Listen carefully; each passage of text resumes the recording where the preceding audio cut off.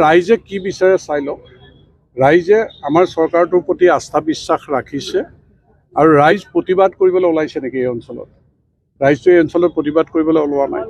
ৰাইজে বিচাৰিছে কি? এই কথাবিলাক প্ৰতিফলন হৈছে ৰাইজৰ উপস্থিতিয়ে। গতিকে এই কথাবিলাকত মই বিতৰ্কৰ মাজত নোসোমাওঁ, কিন্তু বৰ্তমান সময়ৰ আহ্বান আঁকোৱালি লৈ চৰকাৰটোক আমি শক্তিশালী কৰাটো দৰকাৰ আৰু প্ৰধানমন্ত্ৰী ডাঙৰীয়াক তৃতীয়বাৰৰ কাৰণে প্ৰধানমন্ত্ৰী হিচাপে গাদীত অধিষ্ঠিত কৰাটো অসমৰ ৰাইজৰ কাৰণে মংগলজনক হ'ব। এই কথাটো ৰাইজে নিশ্চয় হৃদয়ংগম কৰিব। এতিয়াতো কা আন্দোলন যিহেতুকে আৰম্ভ হৈছে, কিবা প্ৰভাৱ পেলাব বুলি ভাবেনে আপুনি নিৰ্বাচনত? মইতো কোনো প্ৰভাৱ পেলোৱা দেখা নাই।